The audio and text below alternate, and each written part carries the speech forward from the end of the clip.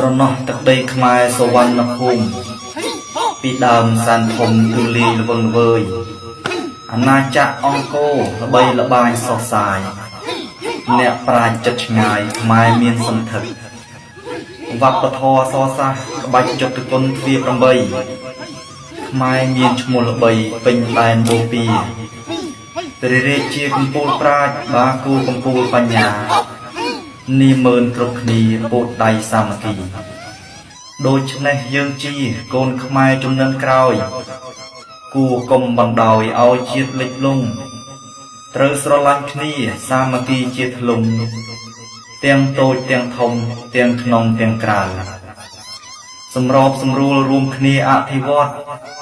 ត្រូវមានសច្ចៈនិងព្រហ្មវិហារធម៌គិតទុកប្រជារាស្ត្រជាបញ្ហាធំប្រយោជន៍ជាតិជារួមទើបជាតិកាន់កាន